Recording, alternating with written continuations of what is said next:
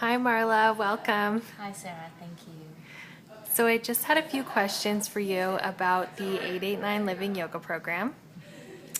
First of all, what do you think is special or unique about the 889 Living Yoga program?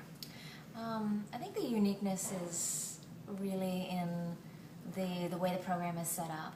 The fact that there are different modules that a student can take depending on their schedule and depending on their interest, depending how much time they have to do. They can do a small portion or they can do a longer portion, and they can also specify into what areas that they are really interested in. And I think that the uniqueness also comes from this great team of teachers coming together, and just everybody at 889, including the students, which always creates the uniqueness of any training. Awesome. And tell me a little bit about the modules that you'll be running in the program. Okay, great. Yeah, I'll be doing the module on restorative yoga and also a module on like an introduction to Sanskrit chanting. And the restorative yoga module begins at the beginning of the training, so there'll be a lot of information on how to read a body, what natural body alignment is, what the stress hormone is, ways to bring some restorative yoga into your everyday life, everyday practice, into a vinyasa class, perhaps adding in a few at the end. There'll be lots of partner work and lots of hands-on, so they'll be sort of learning how to adjust or enhance the pose, and looking at how to use props for a beginning level student, a more intermediate level student, and a more advanced level student as well in that module. So I'm really looking forward to it because it's something I've been teaching for a while, and each time we do it, it's more and more fun, and it's a great time together because you're actually restoring while you're learning.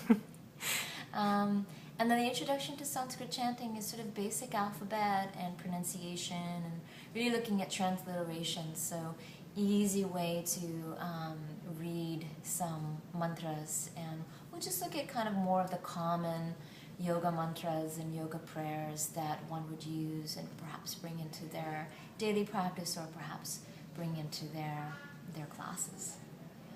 Amazing. And what can students hope to gain through this process? Well, I think with any teacher training, it's a time to hone in on practice and hone in on learning and deepen your awareness of the infinite levels and shapes and spaces of yoga and yoga practice, and really to connect with your innermost self, because that's really the true meaning of yoga, that integration. So whether somebody wants to become a teacher or not, the transformative process that happens, that I've watched happen in every teacher training that I've done, is just incredible. The depth of awareness, what awakens inside of each student is remarkable. The closeness that ends up happening with every group, between students and between students and teachers, as a result of being in this intensive time together, is also quite a wonderful experience. And usually by the end, everyone's crying. Totally. It's a very moving, a moving time to come together, and then those bonds that are created are kind of there forever because you've shared something really special, places that you've touched in yourself and places that you've touched together in your relationships. Beautiful. Thank you so much for all of your information. Thank you, Sarah. Namaste. Namaste.